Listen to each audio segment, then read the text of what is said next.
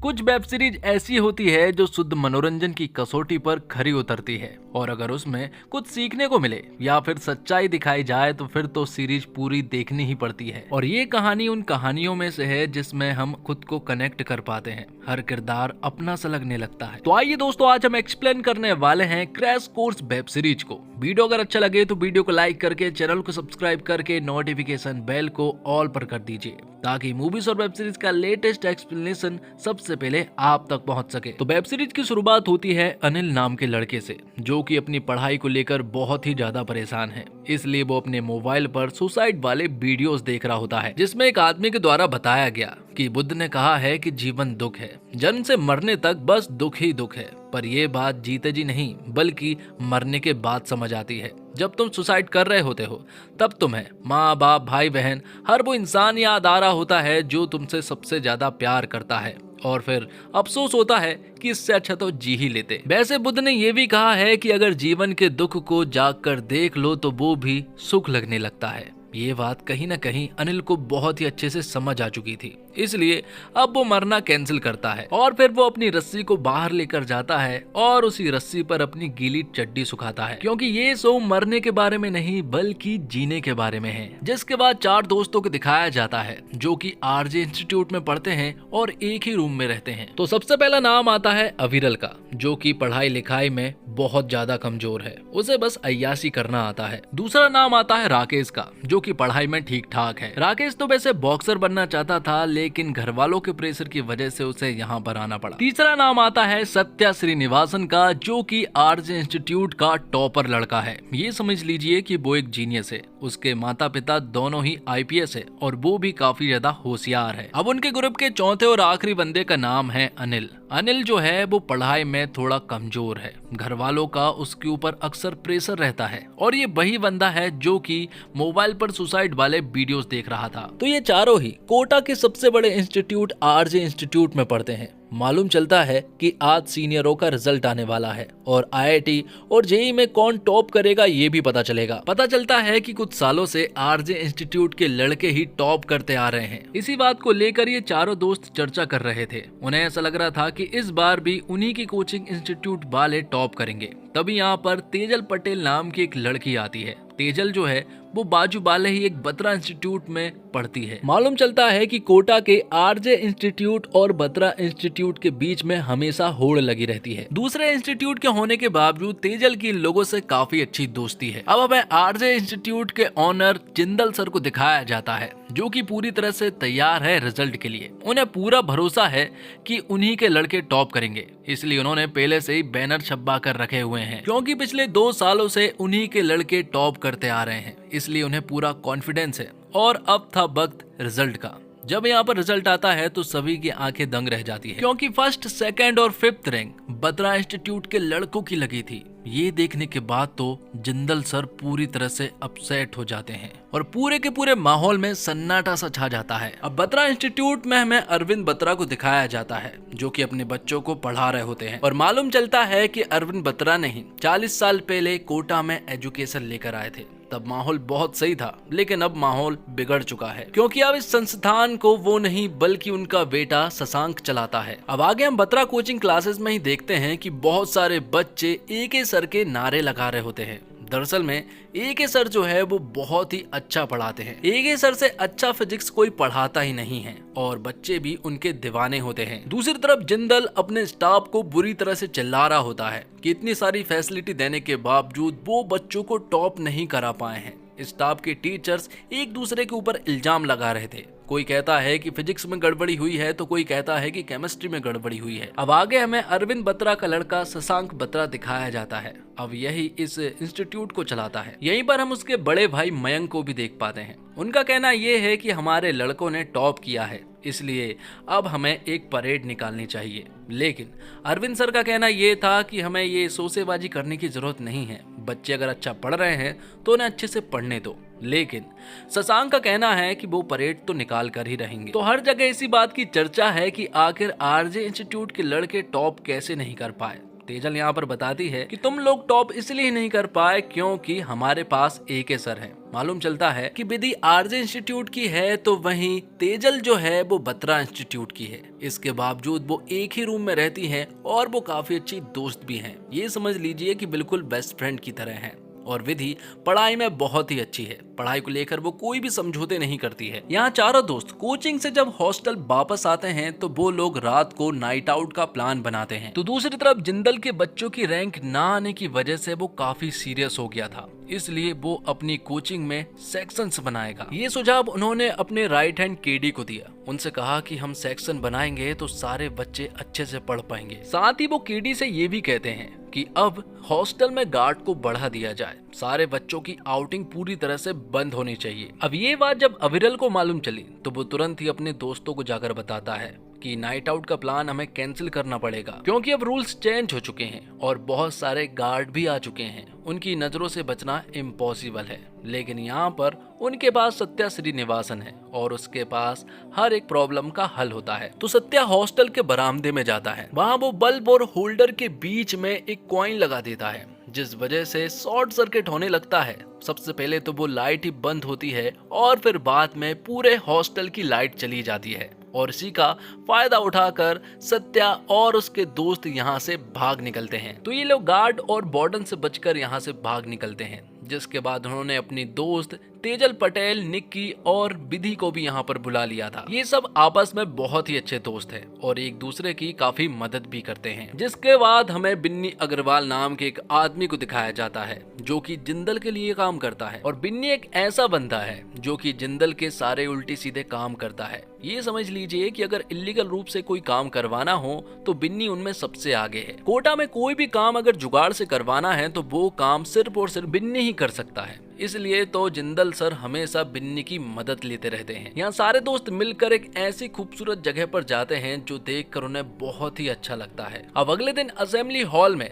Jindal sir सारे student को बता रहे होते हैं कि हर साल 11 लाख बच्चे एग्जाम देते हैं, लेकिन उनमें से सिर्फ और सिर्फ 1100 बच्चे ही पास हो पाते हैं। इसका मतलब ये है कि 1% से भी कम उम्मीद है कि आप लोगों का सिलेक्शन हो जाएगा। तो ये इंस्टीट्यूट आपको सिर्फ और सिर्फ सिलेक्शन ही नहीं बल्कि रिजेक्शन भी देता है। इसलिए हम लेकर आए हैं आपके लिए कुछ सेक्शंस। इस सेक्शन में सिर्फ और सिर्फ 50 लोग होंगे। उन्हें स्पेशल माहौल में रखा होगा और तो और उनकी 75% फीस माफ भी हो जाएगी। तो टॉप 50 के बाद जो भी आएगा वो B में और उनसे नीचे C और D में। सेक्शन के एग्जाम हर 3 महीने में होंगे, इसलिए तुम्हें मेहनत करनी होगी, तभी तुम कुछ अचीव कर पाओगे। ये देखने के बाद सारे बच्चे अब पढ़ाई करने में लग चुके थे क्योंकि सभी को A सेक्शन में आना है और अपनी 75% फीस को माफ भी करवाना है। इसलिए अब सारे बच्चे दिन रात एक करके सिर्फ और सिर्फ पढ़ाई करने में लग चुके थे। और अब वो दिन भी आ चुका था जब सेक्शन के लिए एग्जाम होने वाले थे और एग्जाम होते हैं सभी को उम्मीद है कि उनकी रैंकिंग अच्छी होगी। तो जिंदल सर के कहने पर बिन्नी जो है वो AK सर के पास जाता है। दरअसल में बिन्नी यहाँ पर AK सर को खरीदने के लिए आया था। यहाँ पर हमें मालूम चलता है कि बिन्नी और AK दोनों ही एक ही टीचर से पढ़े हुए हैं और वो टीचर अरविंद बत्रा होते हैं। दरअसल में जिंदल चाह रहा है कि AK सर RJ इंस्टीट्यूट में आ जाए, इसलिए बिन्नी बहुत सारे पैसे लेकर AK के पास पहुंचा था, लेकिन AK ने ये ऑफर रिजेक्ट कर दिया था। कुछ दिन बाद सेक्शन के रिजल्ट आ चुके थे। हमेशा की तरह सत्या श्रीनिवासन की फर्स्ट रैंक लगी थी, तो वहीं विधि गुप्ता की 43 रैंक लगी थी। मतलब कि वो दोनों ही सेक्शन A में हैं। तो वहीं आगे हमें मालूम चलता है कि राकेश और निकी सेक्शन B में हैं, अनिल सेक्शन C में हैं और अविरल सेक्शन D में हैं। अब अगले दिन बत्रा के लोग यहाँ एक परेड निकालते हैं जिसमें सारे स्टूडेंट शामिल थे और वो टॉप स्टूडेंट भी यहीं पर थे और ये लोग उस गली से जाने वाले हैं जहाँ पर की RJ कोचिंग है। तो जिंदल भी बाहर आकर इन लोगों को देखता है और तभी वो एक पोस्टर के द्वारा बत्रा के लोगों को बताता है जो टॉप 10 रैंकिंग में लड़के हैं वो सारे टॉप 10 लड़के RJ कोचिंग क्लासेस के हैं। ये सारी चीजें देखने के बाद तो बत्रा पूरी तरह से हैरान था कि आखिर ऐसा कैसे हो गया। दरअसल में ये सब कुछ बिन्नी ने किया था। जो बत्रा कोचिंग के टॉप 3 लड़के हैं उन लड़कों को यहाँ पर बिन्नी ने कुछ कार और कुछ पैसे देकर खरीद लिया था और उनके पेरेंट्स भी मान चुके थे, जिस वजह से उन्होंने RJ इंस्टीट्यूट से हाथ मिला लिया था। अब दूसरी तरफ जब अनिल के घर वालों को ये बात मालूम चलती है कि अनिल C सेक्शन में है तो यहाँ पर उसके पिता उसे बहुत चिल्लाते हैं। वो बताते हैं कि वैसे ही घर में बहुत ज़्यादा प्रॉब्लम्स है, पैसे नहीं हो पाते हैं, इसके बावजूद वो उसे पढ़ा रहे हैं और वो पढ़ाई करके भी सेक्शन सी में है। उसे सेक्शन ए में होना चाहिए था ताकि उसकी 75% फीस माफ हो जाए। और यही अनिल की एक सबसे बड़ी प्रॉब्लम है कि घर की तरफ से उसे कोई भी सपोर्ट नहीं मिल पा रहा है। अब जब वो हॉस्टल जाता है तो वहाँ का वार्डन यहाँ अनिल से कहता है कि तुम सबसे पहले अपने पेरेंट्स को कॉल लगाओ और उन्हें बताओ कि मैंने क्या किया है। दरअसल मैं पिछली रात जब वो लोग नाइट आउट के लिए गए थे तो सीसीटीवी कैमरे में अनिल के क्रॉक्स दिख गए थे, जिस वजह से अब वार्डन यहाँ पर अनिल को सजा देने वाले थे और अपने पेरेंट्स को बुलाने के लिए कह रहे थे। रात को ही सत्या तुरंत ही वार्डन के पास जाता है। वो उन्हें बताता है कि वहाँ अनिल नहीं बल्कि मैं था और जो लाइट बंद हुई थी वो भी मेरी ही वजह से हुई थी। लेकिन यहाँ पर सत्या ने सारा मामला सुलझा लिया था। उसने वार्डन को कुछ पैसे देकर इस मामले को रफा दफा कर दिया था, जिसके बाद सत्या अनिल के पास जाता है। अनिल काफी दुखी था, जिस वजह से उसने सत्या को काफी ज्यादा चिल्ला दिया था।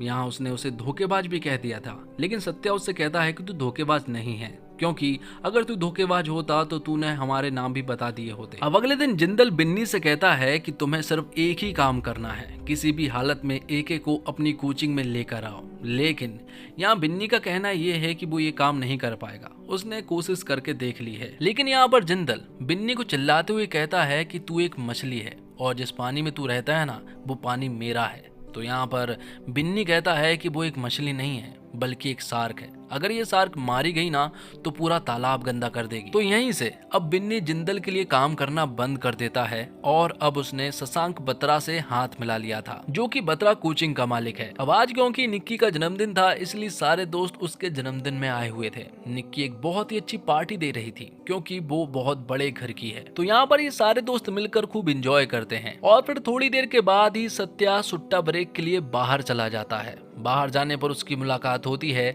सनाया नाम की लड़की से। सनाया एक मेडिकल कॉलेज की स्टूडेंट है और वो भी यहीं पर पढ़ाई करती है। दोनों यहाँ पर बहुत देर तक बातें करते हैं और कहीं ना कहीं उन दोनों की वाइब्स मैच होने लगी थी। कहीं ना कहीं वो एक दूसरे को पसंद भी करने लगे थे सिर्फ एक मुलाकात में। ऐसा बिल्कुल भी नहीं लग रहा था कि वो अभी मिले हैं, ऐसा लग रहा था कि वो दोनों एक दूसरे को पहले से जानते हैं। तभी हम यहाँ पैंथर गैंग के सूरज नाम के एक आदमी को देख पाते हैं जो कि राकेश से झगड़ रहा होता है। उनके बीच में तगड़ी फाइट भी हो जाती है, पर तभी अंतरा नाम की एक लड़की ने यहाँ पर राकेश को बचा लिया था। मालूम चलता है कि अंतरा यहीं पर मेस का काम किया करती है और सारे हॉस्टल में उसी का खाना जाता है। यहाँ राकेश को मरहम पट्टी करती है और राकेश को तो अंतरा पहली नजर में ही पसंद आ चुकी थी। दूसरी तरफ विधि के बहुत सारे डाउट्स थे। फिजिक्स में उसके डाउट्स क्लियर हो ही नहीं पा रहे थे। टीचरों से पूछने के बाद भी टीचर उसे ठीक तरह से नहीं बताते हैं, इसलिए यहाँ विधि पूरी तरह से अपसेट थी। इस बारे में वो अपनी बेस्ट फ्रेंड तेजल को भी बताती है। तेजल अगले दिन बत्रा क्लासेस में एके सर की एक क्लास ज्वाइन करने के लिए कहती है। तो अब तेजल के कहने पर विधि अगले ही दिन एके सर की क्लास ज्वाइन कर लेती है, सिर्फ एक दिन के लिए। लेकिन यहाँ वो देखती है कि एके सर के लिए तो सारे स्टूडेंट पागल है, और हो भी क्यों ना, क्योंकि एके सर का पढ़ाने का तरीका बहुत अलग है। इसी वजह से तो सारे स्टूडेंट मिलकर उन्हें बहुत पसंद करते हैं। लेकिन अब विधि को सिर्फ एक दिन नहीं बल्कि एके सर से रोज पढ़ना था। लेकिन प्रॉब्लम ये है कि विधि आरजे कोचिंग की है और एके सर बत्रा कोचिंग में पढ़ाते हैं, इसलिए यहाँ विधि एके सर के घर पहुंच जाती है। भाव ने बताती है कि उसने उनकी क्लास ज्वाइन की थी और उसे काफी अच्छा लगा, इसलिए वो चाहती है कि वो रोज आपसे पढ़े। वो यहाँ उन्हें ये भी बता देती है कि वो आरजे कोचिंग की है। तो एके सर कहते हैं कि अगर तुम अपने टीचर की परमिशन लेकर आ जाओ तो मैं तुम्हें पढ़ा दूंगा, इसमें कोई प्रॉब्लम नहीं है। तो वहीं दूसरी तरफ सत्या और सनाया एक दूसरे को काफी पसंद करने लगे थे। उनके बीच एक कैजुअल रिलेशनशिप स्टार्ट हो गया था। तो अब आगे हम देखते हैं कि अरविंद बत्रा के बच्चे शशांक और मयंक चाहते हैं कि अब अरविंद बत्रा पढ़ाना बंद कर दें और एक लंबी छुट्टी के लिए निकल जाएं। उन दोनों की बातों से ऐसा लग रहा था जैसे अरविंद बत्रा जिंदल से बात कर रहे हो। दूसरी तरफ पेपर में एक न्यूज छपी थी जिसमें बताया गया था कि आरजे इंस्टीट्यूट से सबसे ज्यादा टॉपर तो निकलते ही हैं, साथ ही सबसे ज्यादा सुसाइड भी वहीं होती है। ये देखने के बाद जिंदल तुरंत ही न्यूज एजेंसी के एडिटर के पास पहुंचता है। जिंदल उस एडिटर से एक माफीनामा लिखवाता है और उसे फ्रंट पेज पर छापने के लिए कहता है। लेकिन ये अखबार जब सीएम के पास पहुंचता है तो वो तुरंत ही होम मिनिस्टर से कहती है और इस पर इंक्वायरी करने के लिए कहती है, क्योंकि ये मामला थोड़ा सीरियस है। अब आगे हम देखते हैं कि अंतरा अपनी कैंटीन में काम कर रही थी और हमें मालूम चलता है कि दरअसल में अंतरा गांजा वगैरह डिलीवर किया करती है और तो और वो अपनी कैंटीन में ही गांजे की कचौरी वगैरह बनाया करती है, जिससे ये मालूम चलता है कि अंतरा भी कोई ठीक औरत तो नहीं है। थोड़ी देर के बाद यहाँ पर राकेश आ जाता है। राकेश तो किसी भी हालत में बस अंतरा से बात करना चाहता है क्योंकि उसे अंतरा बहुत पसंद है। जिसके बाद सेक्शन सी की क्लास में हम अनिल को पढ़ता हुआ देख पाते हैं, जिसका कंसंट्रेशन बिल्कुल भी नहीं लग रहा था इस कोचिंग को लेकर, इसलिए वो यहाँ से निकल जाता है। लेकिन जाते हुए उसे टीचर देख लेते हैं और वो उसे बेइज्जत करके अपनी क्लास से भगा देते हैं। तो क्लास से निकलने के बाद अनिल अपने दोस्तों के साथ उदास बैठा हुआ था। यहाँ पर विधि उससे कहती है कि कोई बात नहीं है, मैं तुझे पढ़ा दिया करूंगी, उसका मैथ्स काफी अच्छा है और साथ में वो उसे केमिस्ट्री भी पढ़ा देगी। तो वहीं दूसरी तरफ होम मिनिस्टर ने सुसाइड केस को लेकर कुछ मीटिंग वगैरह बिठाई हुई थी। यहाँ पर इंस्टीट्यूट के सारे ऑनर आए हुए थे और होम मिनिस्टर का कहना यह था कि अगर सुसाइड रेट बढ़ती है तो आपके ये सारे इंस्टीट्यूट बंद भी हो सकते हैं। इसलिए यहाँ पर जिंदल सर कहते हैं कि आप चिंता मत कीजिए, हम कुछ ऐसा करेंगे कि सारे संस्थान वाले हैरान रह जाएंगे। अब विधि जिंदल सर के राइट हैंड केडी के पास पहुंचती है। वो उनसे एक लेटर पर साइन करवाने आई थी कि अगर वो इस पेपर पर साइन करते तो वो बत्रा कोचिंग के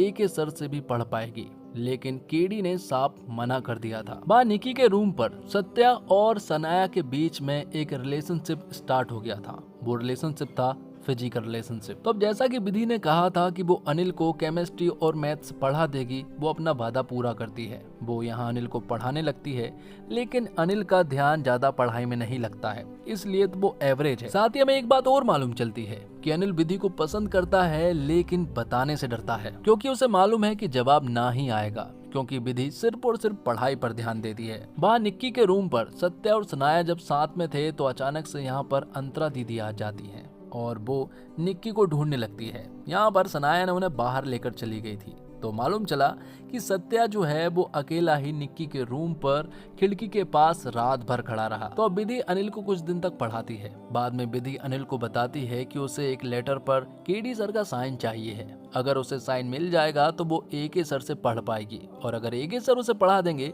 तो उसके सारे फिजिक्स के डाउट कंप्लीट हो जाएंगे। तो अनिल कहता है कि ये तुम्हारा काम मैं कर दूंगा। विधि पूछती है कि आखिर वो ये काम कैसे करेगा। अनिल बताता है कि तुम्हें सिर्फ साइन से मतलब है, वो मेरी जवाबदारी है। वो लोग एक दोस्त को पकड़ते हैं जो कि साइन करने में एक्सपर्ट है, और वो यहाँ खंडेलवाल सर के हूबहू साइन कर देता है उसी लेटर पर। यहाँ सत्या के साथ जब सनाया होती है तभी उसके पास उसकी मामी का कॉल आता है। मालूम चलता है कि मामी बहुत खराब है और वो सनाया को बहुत ही उल्टी सीधी बातें सुनाती है। दरअसल में सनाया के माता पिता नहीं है और बचपन से ही मामा मामी ने ही उसे पाला है और बहुत सारे पैसे इकट्ठे करके उन्होंने उसे यहाँ भेजा है। उसके मामा बहुत ही खराब हैं। वो सनाया को छोटी छोटी गलती पर बुरी तरह से मारा करते थे, इसलिए सनाया ने कोटा आने का डिसाइड किया था। और अब मामी का कहना ये है कि सनाया वहां जाकर ऐश कर रही है। आगे हमें एक बात और मालूम चलती है कि अंतरा और बिन्नी के बीच में भी एक फिजिकल रिलेशनशिप है, लेकिन अंतरा कहीं ना कहीं सीरियस है और वो चाहती है कि बिन्नी उसके साथ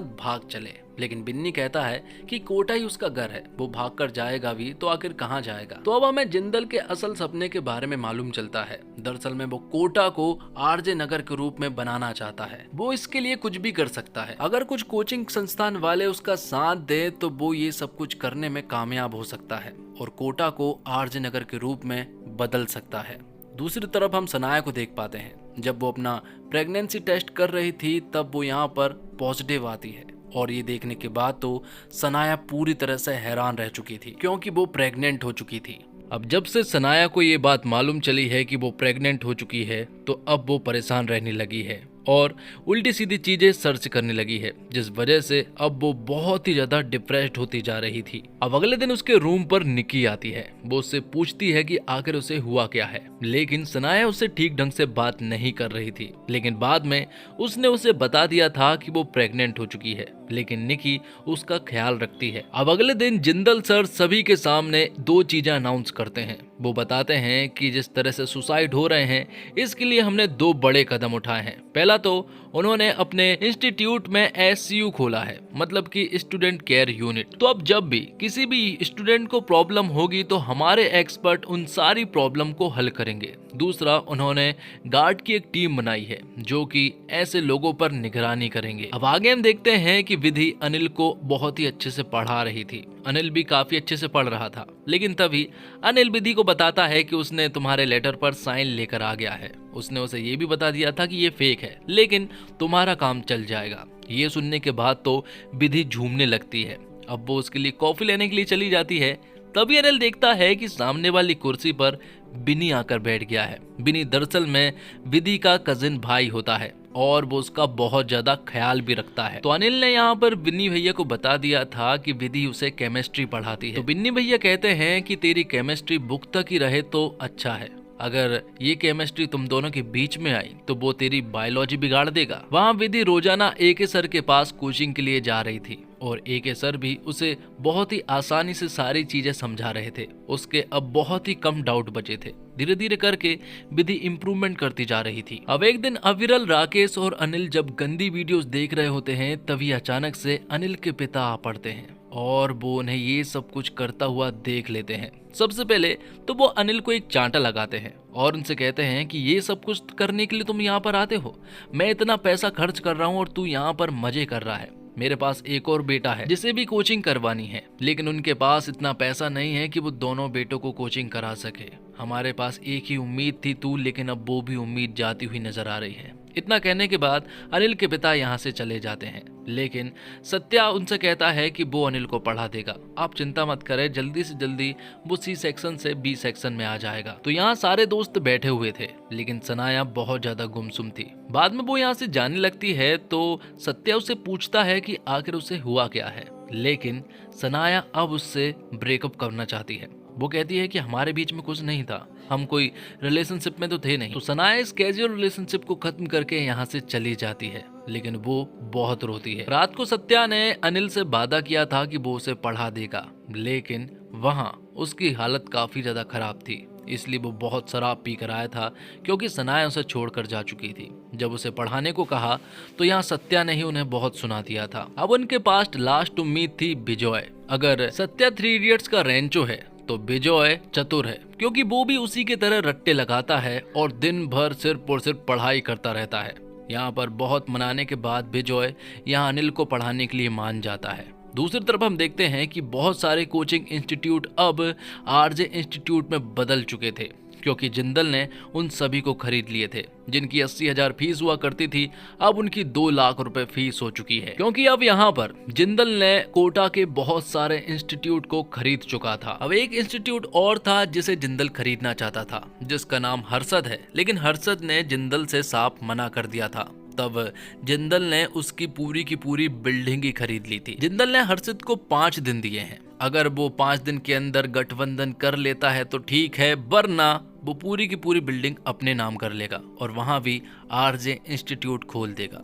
जिसके बाद जिंदल जयपुर सीएम मैडम से मिलने के लिए जाता है। वो उन्हें बताता है कि पूरे के पूरे कोटा में आरजे इंस्टीट्यूट पूरी तरह से फेमस है, इसलिए वो चाहता है कि कोटा का नाम बदल कर आरजे नगर रख दिया जाए। लेकिन सीएम मैडम बताती है कि अभी बत्रा इंस्टीट्यूट है और वो भी दावेदार है पूरी तरह से, क्योंकि 40 साल पहले अरविंद बत्रा ने ही कोटा में एजुकेशन लेकर आए थे। उन्हीं की वजह से आज कोटा के एजुकेशन इतना ज्यादा पॉपुलर है। तो सीएम मैडम ने साफ मना कर दिया था, लेकिन जिंदल भी पीछे नहीं हटने वाला था। दूसरी तरफ हम देखते हैं कि हर्षित ने बत्रा के साथ हाथ मिला लिया था। हर्षित को 5 दिन का टाइम दिया गया था। ये बात जब बिन्नी को मालूम चली तो बिन्नी ने ये बात शशांक को बताया और शशांक ने बिन्नी की मदद से उसने इस कोचिंग इंस्टीट्यूट को बचा लिया। तो अब बत्रा और हर्षित का कोचिंग इंस्टीट्यूट गठबंधन में है। इस तरह से उन्होंने कुछ 20 टीचरों को हायर भी किया है। और अब आरजे इंस्टीट्यूट में फिर से 3 महीने के बाद सेक्शन की परीक्षा होती है,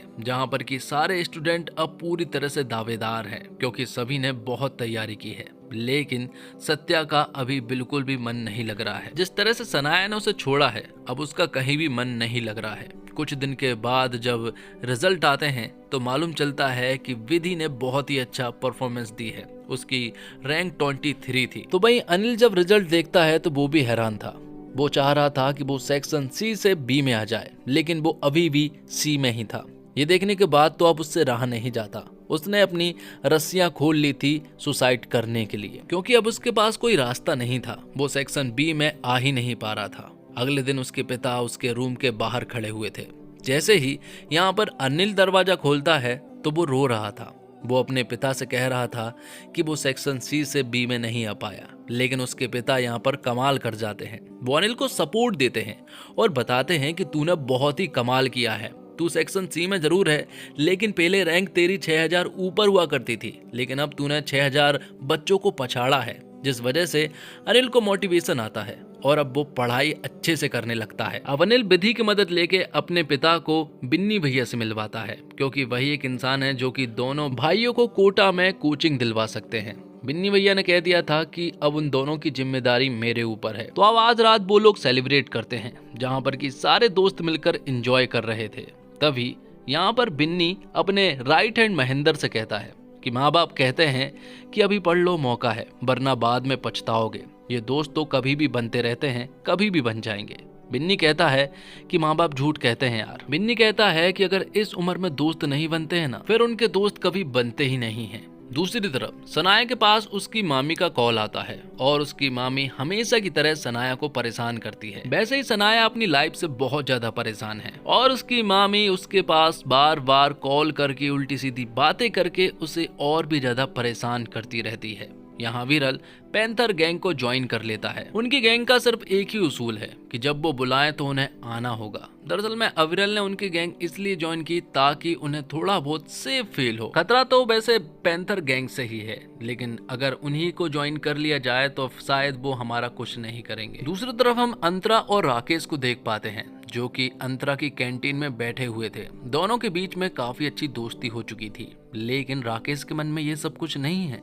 वो तो अंतरा को बहुत ज्यादा पसंद करने लगा है। तो वह एक दिन जिंदल बिन्नी को बुलाता है और बिन्नी से कहता है कि वो एक बार फिर से मेरे लिए काम करना शुरू कर दे। यहाँ पर बिन्नी ने उन्हें माफ कर दिया था और अब वो फिर से जिंदल के लिए काम करने लगा था। जिंदल ने यहाँ पर बिन्नी को एक काम भी दिया था और उसे मुंह मांगी रकम भी दी थी। तो अगले दिन से बिन्नी अपने काम पर लग जाता है। वो उन टीचरों के पास जाता है जिसमें बत्रा और हर्षित ने गठबंधन में जो इंस्टीट्यूट खोला है, उन सारे टीचर को खरीद लेता है, जिस वजह से उस इंस्टीट्यूट में सिर्फ और सिर्फ अब स्टूडेंट ही रह गए थे। यहाँ पर कोई भी टीचर नहीं रहा था। वो सारे टीचर अब आरजे इंस्टीट्यूट में आ चुके थे, क्योंकि जिंदल ने उन सभी को बहुत सारे पैसे देकर खरीद लिया था। इसके लिए जिंदल बिन्नी का बहुत शुक्रगुजार था, क्योंकि वो अकेला तो ये सब कुछ नहीं कर पाता और बिन्नी को भी ऐसे ही किंग ऑफ कोटा नहीं कहा जाता। ये बात जब बत्रा और हर्षित को मालूम चलती है तो हर्षित बत्रा को खूब चिल्लाता है, लेकिन आखिर में यहाँ पर शशांक हर्षित से कहता है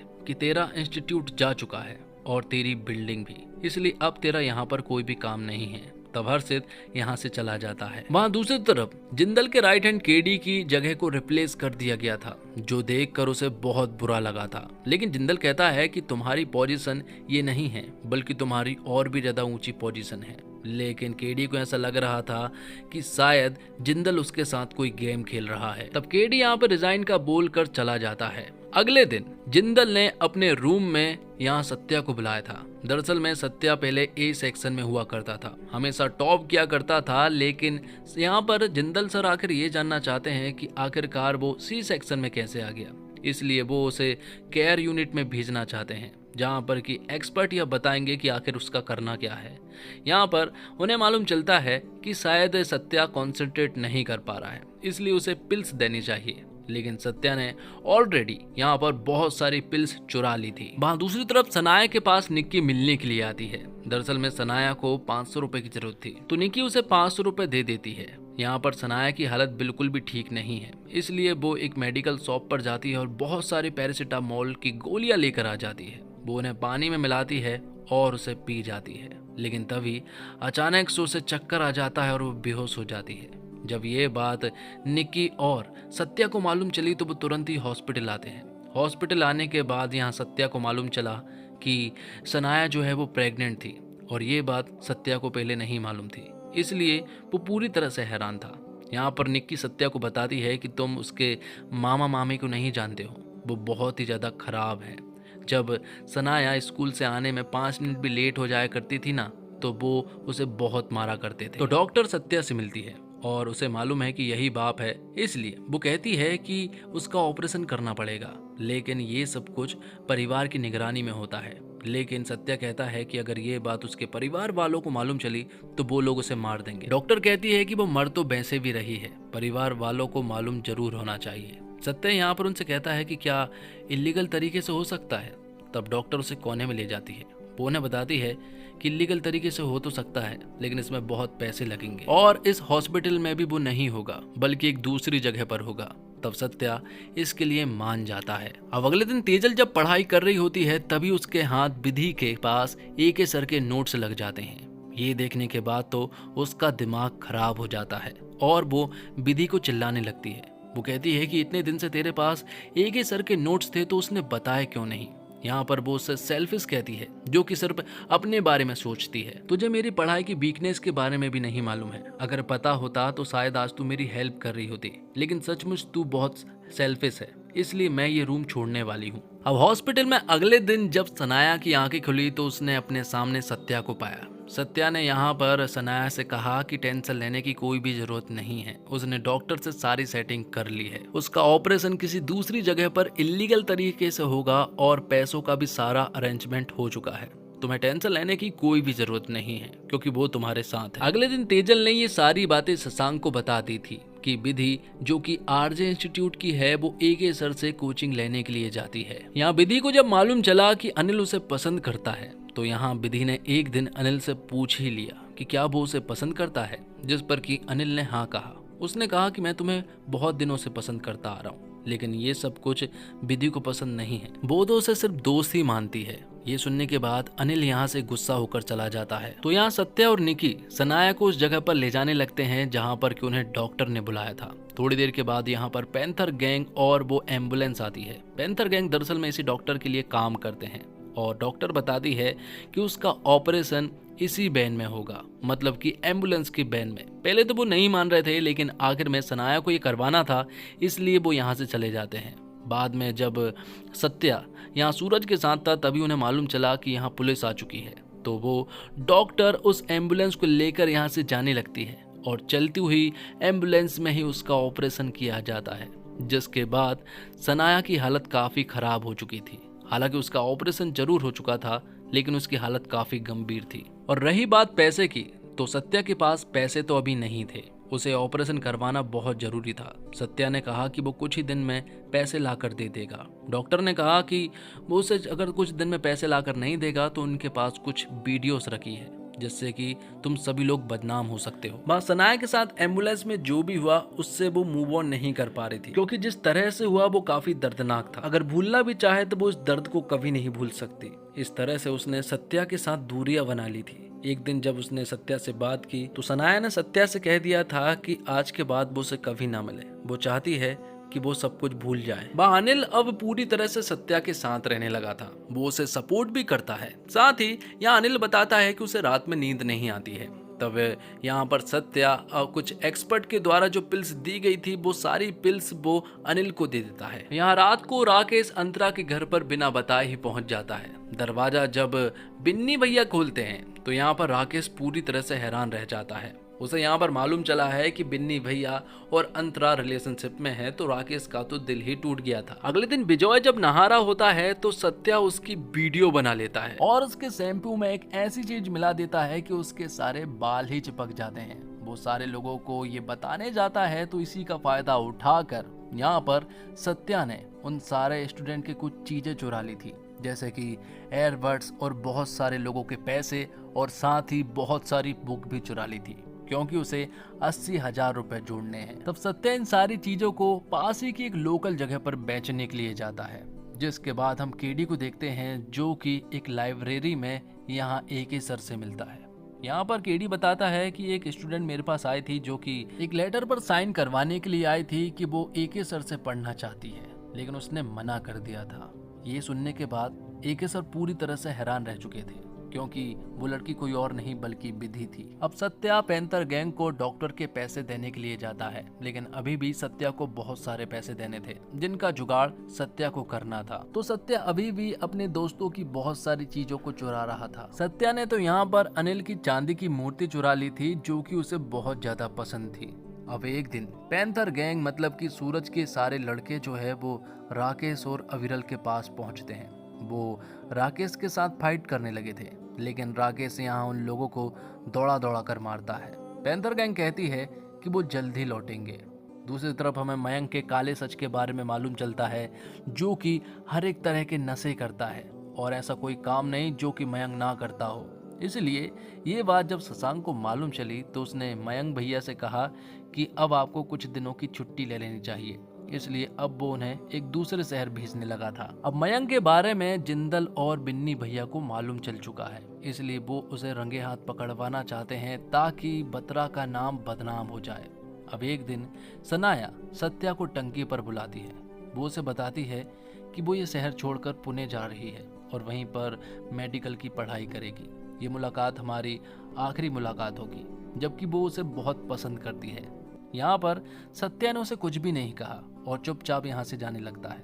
वो कहता है कि अगर मैंने तुम्हें रोक लिया तो मुझ में और तुम्हारे मामा मामी में क्या फर्क होगा। इतना कहने के बाद वो यहाँ से चला जाता है। यहाँ विधि हर रोज की तरह जब एके सर के पास ट्यूशन के लिए जा रही होती है, तब अनिल उसका पीछा करने लगता है, क्योंकि उसे ऐसा लग रहा था कि शायद विधि का कहीं अफेयर है। वहाँ एके सर को ये बात मालूम चल चुकी थी कि उसने लेटर पर फेक साइन कराकर यहाँ पर ट्यूशन लेने के लिए आई है। इसलिए एके सर ने यहाँ पर विधि को बहुत चिल्लाया और उससे ये बात भी कही कि अगर तुम्हें सचमुच ही पढ़ना है तो वो आरजे इंस्टीट्यूट को छोड़कर बत्रा को ज्वाइन कर ले। ये सब कुछ दूर से अनिल भी देख रहा था। उसे ऐसा लगा कि शायद इनके बीच में अफेयर है, इसलिए अब वो दूर हो जाता है और अब वो विधि से कोई भी लेना देना नहीं रखना चाहता है। वो पढ़ाई करने की कोशिश करने लगता है, लेकिन तभी देखता है कि उसकी मूर्ति गायब है।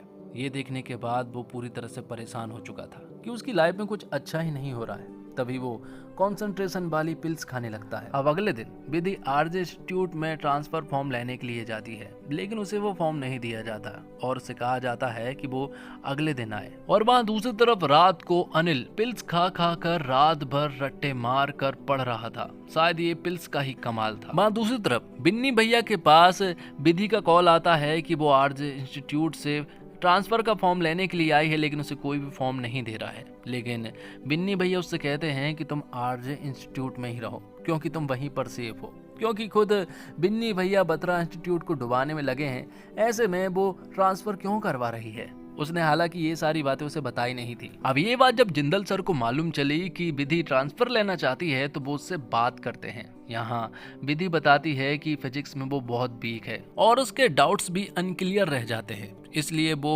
ट्रांसफर लेना चाहती है।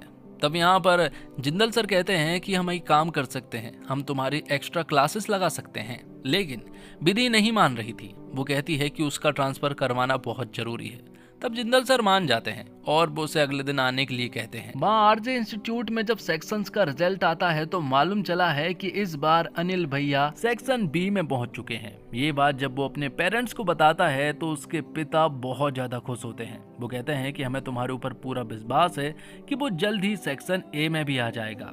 तभी अनिल को ये बात मालूम चली कि उसकी पिल्स नहीं मिल रही हैं। यहाँ सत्या कहता है कि उसने सारी पिल्स फेंक दी है। तो अनिल सत्या से कहता है कि आखिर वो पिल्स फेंकने की क्या जरूरत थी, उन्हीं पिल्स की मदद से तो मैं सेक्शन सी से बी में आ पाया हूँ। तब यहाँ पर सत्या उसे समझाता है कि तू पागल हो गया है, उन पिल्स के साइड इफेक्ट मालूम है, मेमोरी लॉस हो जाती है। लेकिन फिर भी यहाँ अनिल बिल्कुल भी नहीं मान रहा था। वो SU मतलब कि स्टूडेंट केयर यूनिट पहुंच जाता है। वहाँ वो एक्सपर्ट को बताता है कि वो कॉन्सेंट्रेट नहीं कर पा रहा है और ना ही नींद आ रही है, इसलिए उसे जैसे ही पिल्स दी जाती है वो उन्हें देखकर लेकर तुरंत ही भाग जाता है। अब इन्हीं के हॉस्टल का एक बंदा जब कुछ बुक्स लेने के लिए जाता है तो उसे सुजॉय की बुक मिलती है, जो बुक यहाँ पर कैसे आई समझ नहीं आ रहा था।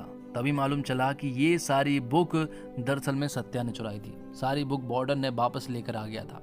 यहाँ सत्या उन लोगों से नजरें नहीं मिला पा रहा था। उन लोगों को क्या जवाब देना है ये भी उसे नहीं मालूम था, इसलिए वो यहाँ से चला जाता है।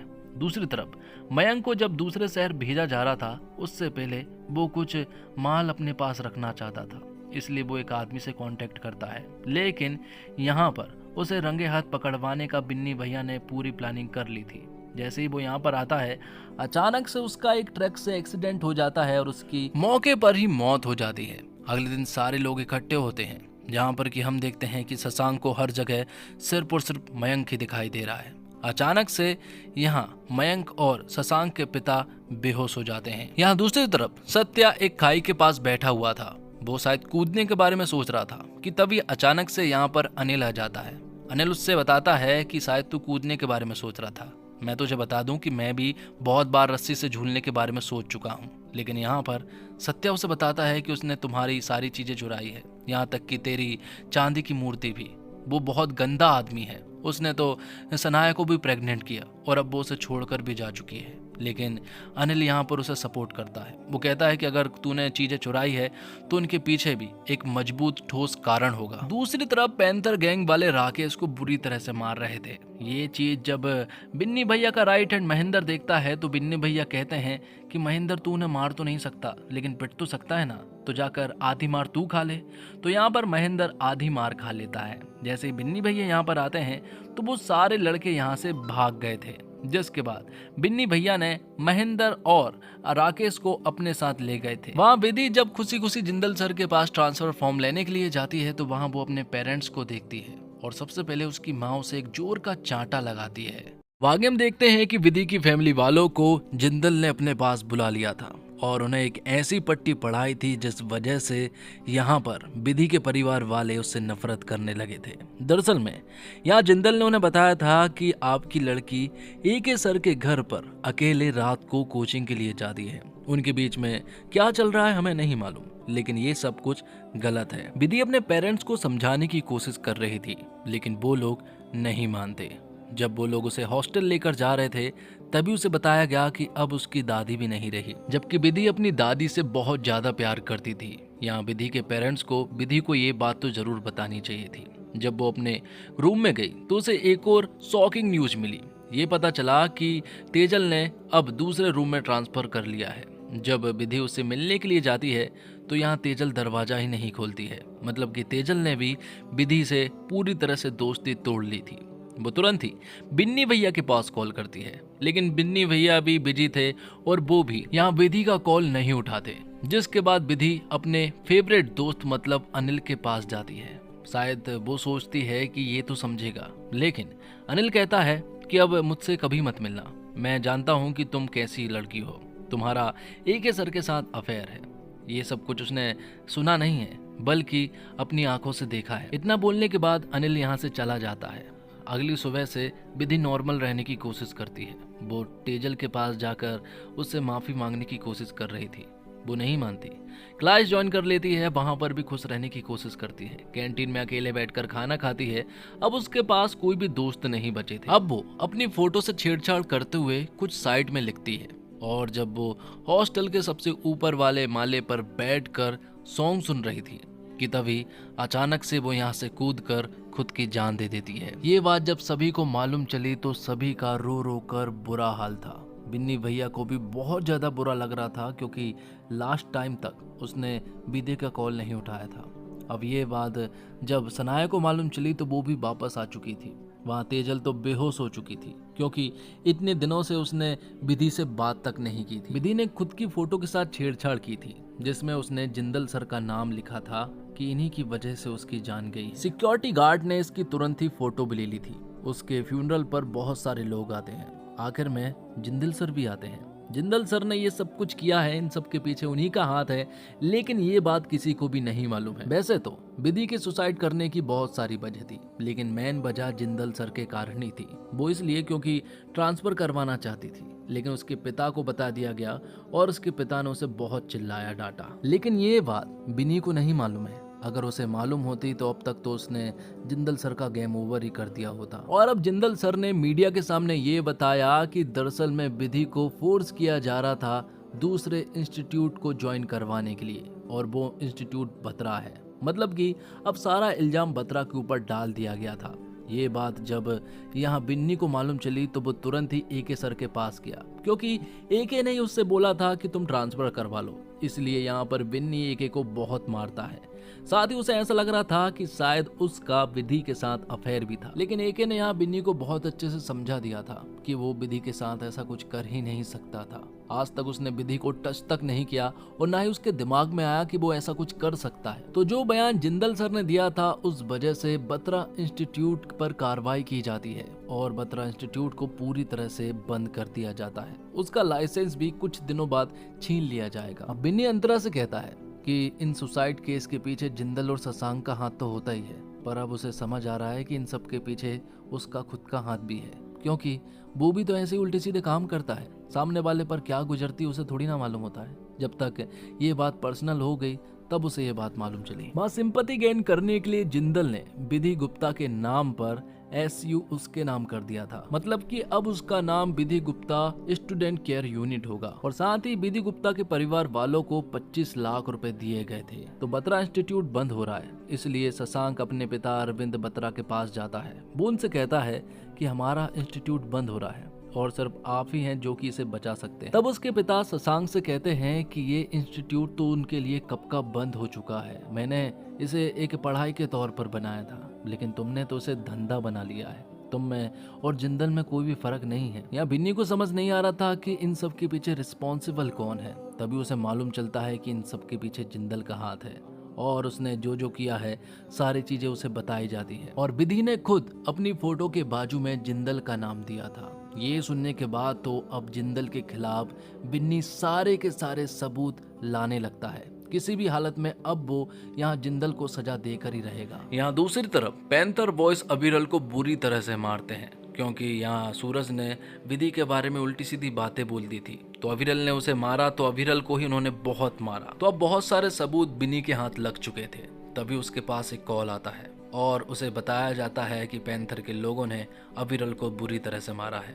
ये सुनने के बाद यहाँ बिन्नी ने तुरंत ही महेंद्र से बात कि तेरा पैंथर गैंग से लेन देन बाकी है ना, जा उसे कंप्लीट कर ले। तो महेंद्र यहाँ पर हॉस्टल के कुछ लड़के जैसे कि अविरल, सत्या, राकेश और अनिल को लेकर पैंथर हॉस्टल पहुँचता है। वहां पहुंचकर वो उन्हें सबक सिखाते हैं। बहुत सारी कांच की बोतलों को फोड़ते हैं और उनकी सारी बाइक को भी जला दिया था। दूसरी तरफ पुलिस ने भी अब इन्वेस्टिगेशन करना शुरू कर दिया था और उन्हें यहाँ जिंदल के खिलाफ बहुत सारे सबूत मिल जाते हैं। उन्हें यहाँ पर वो नकली पिल्स भी मिल जाती है जो कि स्टूडेंट के ऊपर साइड इफेक्ट करती हैं। और अब कोटा समाचार के एडिटर भी अब जिंदल के पूरी तरह से खिलाफ थे। सुबह सुबह पुलिस इंस्पेक्टर जिंदल को अरेस्ट करने के लिए पहुंच जाते हैं। सबसे पहले तो वो जिंदल को एक जोर का चांटा लगाते हैं और बाद में सारे सबूत दिखाते हुए उन्हें अरेस्ट कर लेते हैं। इस तरह से अब आरजे इंस्टीट्यूट को भी पूरी तरह से बंद कर दिया गया था। अब वहां पे किसी का भी आना जाना पूरी तरह से बंद है। इस तरह से यहाँ पर विधि को इंसाफ तो मिला, पर अनिल अभी भी बिन्नी भैया से कुछ बातें कहना चाहता था। वो उनसे कहता है कि हमारा बैड लक है या गुड लक उसे समझ नहीं आ रहा है। मैं पंखे से लटकने वाला था, वहाँ सत्या जो है वो खाई में कूदने वाला था।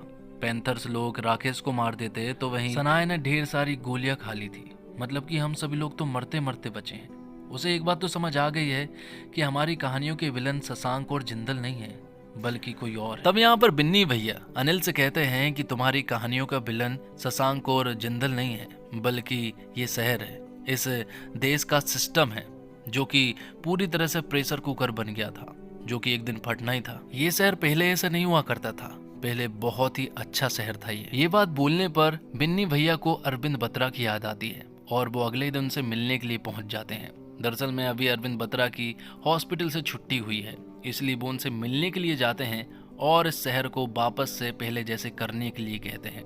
इसलिए यहाँ पर बिन्नी भैया ने एके और हर्षित की मदद ली थी और अब यहाँ पर बत्रा भी मान चुके थे। स्टूडेंट को सबसे ज्यादा प्रेशर पैसों का होता है और अरविंद बत्रा को पैसों से कोई भी लेना देना नहीं है। 40 साल पहले जैसा वो पढ़ाया करते थे बच्चों को, आज भी वो वैसा ही पढ़ाते हैं। इंस्टीट्यूट की जिम्मेदारी जब से उनके बच्चों ने ली है तब से उन्होंने इस इंस्टीट्यूट को धंधा बनाकर रख दिया है। तो अब सारे दोस्त एक जगह पर बैठे हुए थे। सारे इंस्टीट्यूट पूरी तरह से बंद हो चुके थे। सभी लोग आपस में डिस्कशन और मजाक कर रहे थे कि आखिर अब वो लोग करेंगे क्या। कोई कह रहा था कि विदेश चला जाएगा तो कोई कह रहा था कि वो कहीं भी जॉब कर लेगा। तो अब सनाया वापस से पुणे चले जाती है जहाँ पर कि वो मेडिकल की पढ़ाई करने वाली थी और सत्य अकेला था। सारे इंस्टीट्यूट बंद हो जाने के बाद तो वैसे सारे दोस्त अब पूरी तरह से अकेले पड़ चुके थे। बहुत सालों के बाद बिन्नी भैया अपने घर लौटते हैं। वहाँ वो अपने पेरेंट्स के सामने बहुत रोते हैं। बाद में अब अंतरा ने भी अपने सारे उल्टे सीधे धंधे बंद कर दिए थे। सारे गांजे वाले बिजनेस पूरी तरह से बंद कर दिए थे।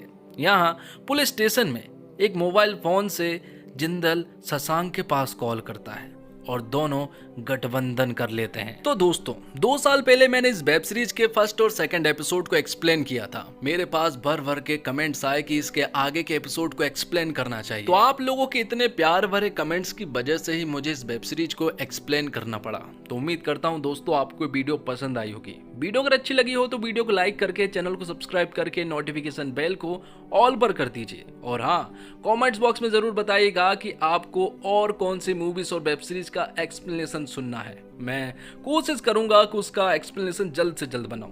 मिलते हैं एक और कमाल की वीडियो के साथ। तब तक के लिए आप हमारे चैनल के साथ बने रहिए। धन्यवाद। जय हिंद, जय भारत, जय श्री राम।